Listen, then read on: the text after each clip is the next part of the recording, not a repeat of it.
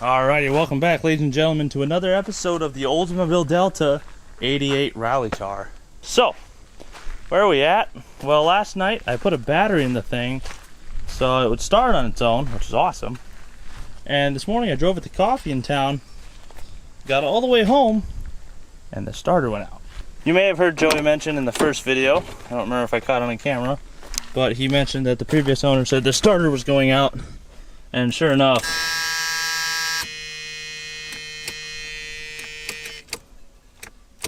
it completely bit the dust. So I'm gonna push this in the shop and then we will pick up once I have it up on jacks. I'm limited on people today, so I don't have anyone to video while I was pushing it. It's not that entertaining anyway. You'll be okay missing that. Alright, let's get going.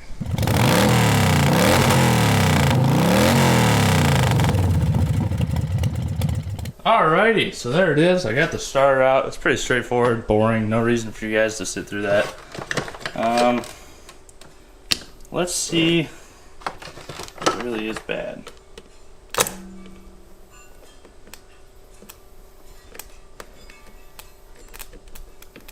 I'm gonna go ahead and say it's shot. It kicked for a second there, but that was it. Alright, that's a bad starter. Easy diagnosis. I'm gonna run over to Advanced Auto, the only thing near me. Hopefully they have one. From looking at this car, it's only got 77,000 on the clock, and I have to decide is that 177 or actually 77. And from looking at it, I think it's only 77. This thing's pretty clean underneath. There's very minimal rust on this car, and it's an Iowa car. So, who knows? What are you weirdos doing? What? Get out of here! Oh, you freaking nerds. A big old fluffy pile of cat. Blah, blah, blah, blah, blah, blah. Well, thankfully I haven't vacuumed this out yet, so that's okay. Alright, so, picking up where we left off yesterday, we got a new starter, we got some oil, we got an oil filter, and we got a tachometer, because if you don't know how fast your shit's spinning, life's just boring. So, we got the new starter in here. Everything's bolted up. Let's see if it works. Got the battery hooked back up. Climb inside. I think we have a passenger. We do. Hello, Arnie. What's up, kitty? Freaking goofball. Alright, let's see if this thing fires. Come on, baby. Oh. Beautiful. Look at that. Piece of pig. That crank's way, way better. New battery, new starter. Who'd have thunk? Right, so I have $50 for the battery, $50 for the starter, $300 for the car. Our total input right now is, plus oil. I'm not going to count consumables. Oh, and $30 for tax. So our total input right now is $430. And I want to make this run and drive for $500. And maybe take it to Tennessee in 2 weeks. I don't know. Either way, what I'm going to do next is I'm going to drop the oil, change the filter. Nothing glamorous. You guys probably don't care to see that, so I'm just going to get it done. And then we'll inspect the oil when we're done. That absolutely sucked. But I got the old oil filter out. I'm just going to go in the trash. The oil's drained. It looks good. I didn't feel any particulate in it. It's smooth and it doesn't smell burnt. Or sorry, it doesn't smell like gas. So if you're able to smell gas in your oil, that's a sign that you have blow-by in your engine where your fuel is able to slip past your piston rings because your piston rings and cylinder walls are worn out. And you can also tell that by smoke coming out your breather tube. But so that's one thing to check whenever you're buying a car. Just real quick, pull the dipstick, smell the oil. If it smells really gassy, then you know that engine's not, I don't want to say it doesn't have much left in it, but she's worn. I mean, look at the rod sting, for example. That thing, worst blow-by I've ever seen. It just it never died. Jesus, this car's comfortable. I don't even care if we don't make it to Tennessee. I'll just live in it. Alright, so in search of the capacities for oil, I was going to hop on the interwebs when I decided, hey, let's just look in the glove box, see what's in here. Oh, yes. Oh, oh, yes.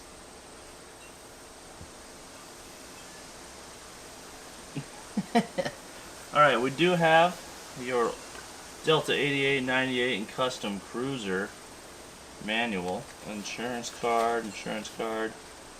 Napa Auto. Oh, this is good. 2011. I've got a receipt for an oil filter, air filter, plug wires, distributor cap, and rotor.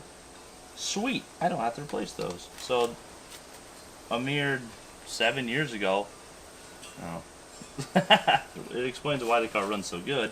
Had a recent tune-up. Ooh. Ooh. That could be nice. No, I'm kidding. That's illegal.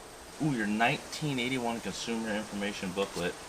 This had a 60 to 0 stopping distance of 194 feet. The 1981 maintenance book for your passenger car. Everything is in here. Warranty, maintenance schedule. Increase your listening pleasure. A guide to using your Delco GM AM/FM stereo radio. What? Oh, sweet! More pins to pin up the headliner. Yes, I was actually hoping to find some of these. Oh, god damn it, this thing is comfortable. Oh, I never even put this down. Oh, freaking couch. I believe we need page 73. 10W30 is the preferred grade. This has got almost 80,000 miles on it. I'm going to run 1040. Just get a little more pressure behind those bearings. Keep everything floating happy. And because I have a lot of it. Not much of a hole really, and it's at a hell of an angle, so I'm actually going to push out and use a funnel. Drink, Gramps. Drink. Ooh, Gramps, drink it. Oh, shit. Jesus, hell. Is this really the oil fill, or am I f***ing dumb? Alrighty, there has been a development. I am dumb. That didn't seem right, that would take that long, and that was that poor of a design. So I hit up Dylan McCool, who has that Oldswagon with the same engine. We've been talking about this a bit. Whenever I have an issue, I go to him, and he's like, oh yeah, just take the inner fender out to change the spark plugs, or blah, blah, blah. He's like, well, there's a fill cap. And there is. And I spent probably 4 or 5 minutes looking for it. But look, goddamn, there it is. So I just dumped an 1/8 quart of oil down that for nothing. Wow, that is aggressive. So, let's try this again. There we go. Quaker State Peak Performance 10W40. I have really no preference in oil. I just bought this all from someone cheap. And I like cheap. Alright, there's 2 quarts. That went 1,000 times easier. Thank you, Dylan. Make sure you guys subscribe to his channel for making my life easier. Dylan McCool on YouTube. I'll leave a link right here. Right, ready? His Oldsmobile is going to pop up right now. Boop. There it is. Go click on it. Let's do it. First start on new oil, new filter.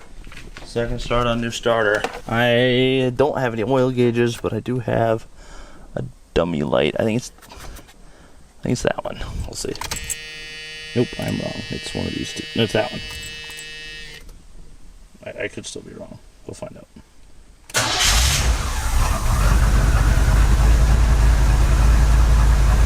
There, we got oil pressure already.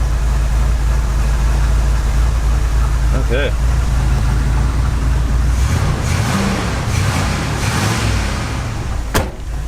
It's chugging and being a little weird because it's on an incline. And I got that. There's a airline disconnected. So let's go ahead and bring it off the ramps. Woo! Heavy girl. Out here in the sun. Look out, nerds. Don't want to run you over.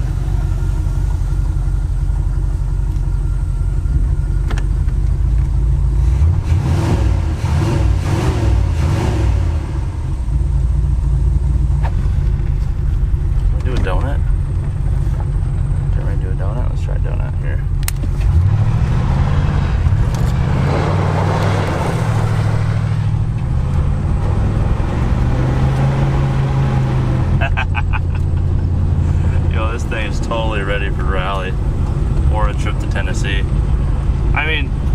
actually, to test rally. Our closest course is totally not in Tennessee, but a course we have open right now is in Tennessee, so maybe we should take this down there. Just saying, Mr. McCool, prepare your backyard.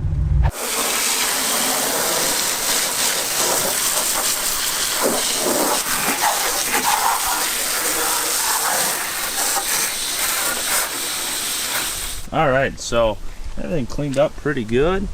We got all these needles and shit out of here. I've decided this thing must have sat in some form of a needly grove at some point, because where I got it from, there were no trees at all. So it was just full of these pine needles, but we got it cleaned out pretty good. Topped off the radiator while we had the hose out. Blew all the door jambs out, so we got a little bit of water inside, but that's okay. But I'm moving on to the trunk now, and let's see what's in it. Oh, hell yeah, is that a weed eater? What? We got a spare tire, a weed eater, floor jack, some Carnarvon, some Mother's Cleaner wax, tire iron, a light, an umbrella. Man, this would have been nice the other day when I was reviving this thing. A bunch of newspaper, empty box. There's the original color. Wow, look at that. It's actually a really pretty red. Poop red? Pretty red. You can see insulation up in there. And it's not tampered with by mice, so that's crazy. Look at this mustache. My God. Cool, I'm gonna drag this all out there and throw it in a burn pile. Right, so fascinating new development. A couple minutes ago I turned the wipers on to get the water off the windshield so I could see, and they haven't turned off. I can click them to high, but I can't get them off.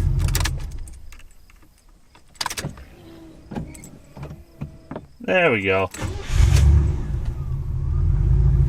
Fire's right off. Awesome. You know, here's something else I have discovered, I guess.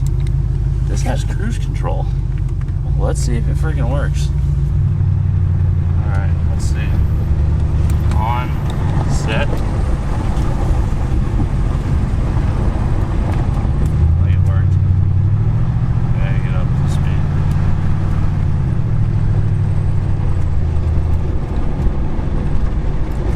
Yeah, so far nothing. Oh! It worked! The cruise works! Are you kidding? Are you kidding? What?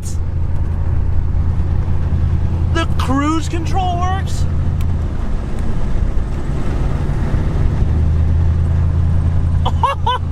Yeah, it did it again.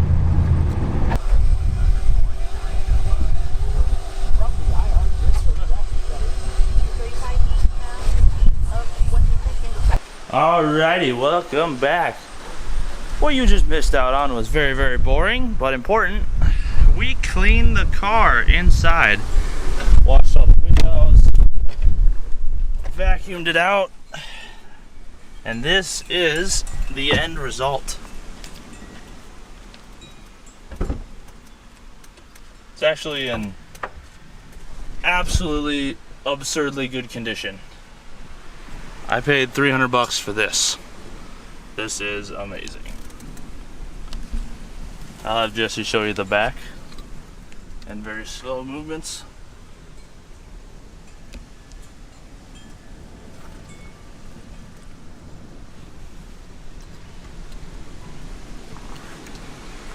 Alright, so step number next.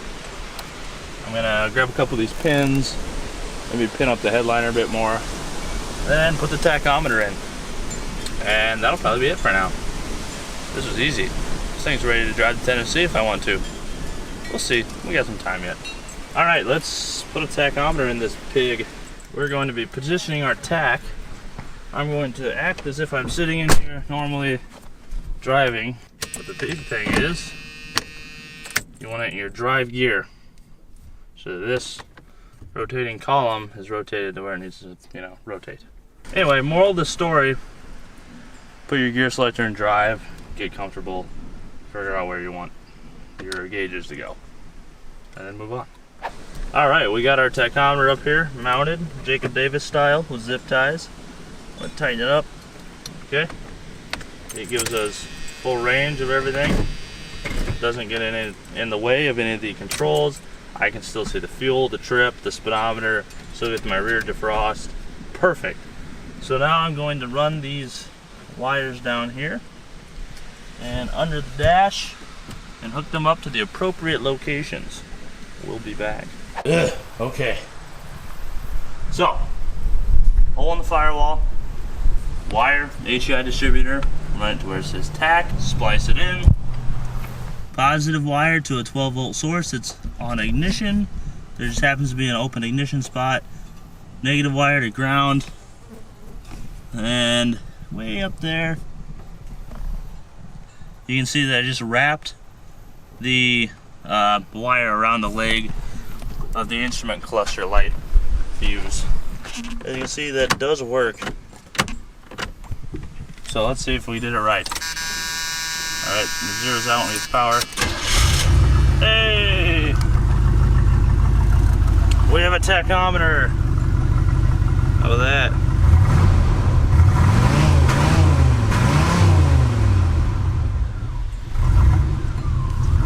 Let's go ahead and adjust our RPM limit here. You just move this guy. There, 11,000 RPM is going to be our limit.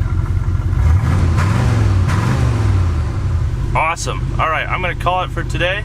I got to get some stuff ready for my meeting tomorrow with Flying Sparks. And then we'll be on our way with whatever the hell we're going to do next. Alright, so last step before I make this thing road legal. As you recall, I mentioned when we were rolling down the road that it did not feel as if we had any back brakes. Now I noticed when I bought the car, inside there was an empty can of brake fluid, which I thought was odd. So all the fluids were low, or were high, sorry, they're full. This has a divorced reservoir, where the front is one reservoir and the rear is the other. Now I lost both sides of the brakes at once, and the pedal did feel a little soft. And as soon as I rolled this car in, I realized why. Somewhere back here by this tire, we popped a brake line or a fitting or something, and something's rusted out and leaking. So I've actually lost all pressure to the back. That's probably why I have a brake light on as well. So that could have been happening the whole time this car was in my ownership. And I always park on gravel, I just never noticed. So we're going to pull this tire off, see if we can fix that brake line, and then bleed and adjust the brakes. And then it will be ready for the road. I'm going to put tires on it before we go to Tennessee. But other than that, this thing's done. This was so damn easy. But who knows, there's a good chance we don't make it there. Wow, that was easy. Oh my god. If you look, the pads have even wear from the top to the bottom on both sides. So we've got good spread, everything's adjusted properly. All the hardware is not even that rusty. It's a pretty low mileage car. This, look how clean that is still. Usually that's rusted solid. So, now we gotta figure out where our leak is. I'm gonna guess it's right there. So right here where it's all wet, this line clearly popped. I could have someone go and step on it, the brake, and show you where, but it really doesn't matter, because I'm gonna have to replace the whole thing anyway. It shouldn't be too hard, just 2 bolts. This keeper's pretty rotted off, so I'll just pop him out of the way. It should be pretty straightforward, so let's go ahead and replace that line. Like I mentioned earlier, the brakes look excellent. We got even pad wear from top to bottom and from front to back. Everything's still free, everything still moves. These look good to go. Alright, so we got our old piece of shit line here. I got some new of the copper style, copper infused. I don't know what it's called, but it's at O'Reilly's. It's really, really easy to bend, very malleable. It doesn't work hardened very much. You can get some really tight turns into it and it won't kink. I love it. I paid 45 bucks for 10 foot of it. So you get a good amount. It's a little pricey, but that's not bad for how easy this shit is to work with. No tools. If you want a 90, you can use a pliers if you really don't have strong hands, I guess. But this stuff freaking rocks. So I'm gonna go ahead and crawl into the car, rough this up a little better, then we'll cut it to length and put it in. That only took an hour, right, kitty? But the new line is in, and now our next step is to fight a dry master cylinder and bleed these suckers. Let's do it. Alright, back brakes are done. Everything's happy. Everything looked great under there. Even with a mostly-ish dry master cylinder, we were able to move fluid through, bleed them just fine. So let's drop it and take it for a cruise. And we got chrome wheel bearings next. And then tires, and we'll be road trip ready. Alright, the big question, will the brake light come on?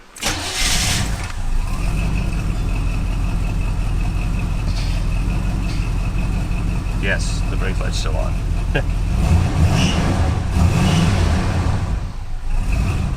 Maybe it'll go off, who knows? Oh, we gotta fix this yet. Then this thing will be absolutely perfect. Every way, shape, or form. Brakes feel a lot better. Oh yeah. Oh yeah.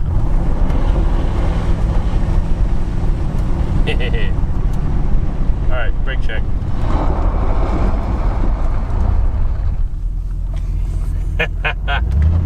Threw it almost completely sideways.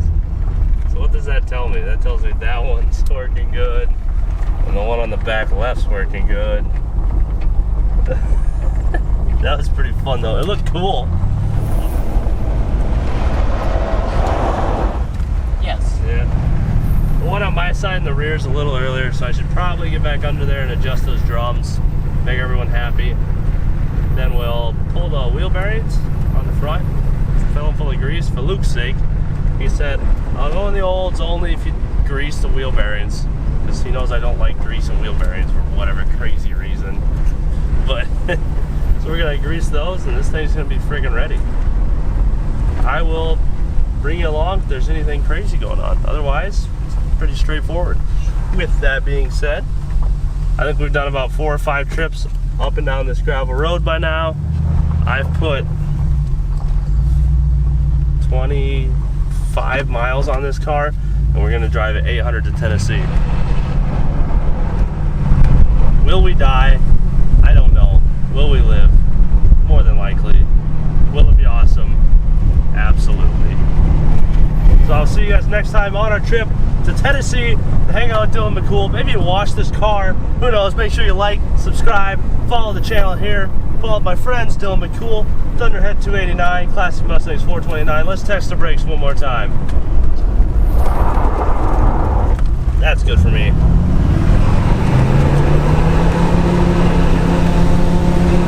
$4,000 RPM Bernies. Ah, good shit. Let's go to Tennessee. We'll see you next time. Peace. Alright, the final step before we hit the road.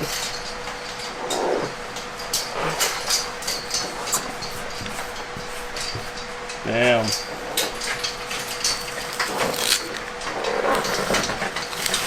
There it is. If you guys want these, you can go check them out. There's a link in the description. You can buy your own. That'll guarantee you probably definitely break down. Okay, so the wheel bearings are done. Jesse just came up with an idea. We took the bug deflector off because it's really freaking ugly. And Jesse realized, hey, this is the same shape as the bumper. If you go from the top of the car to on the bottom of the car, it's an air dam.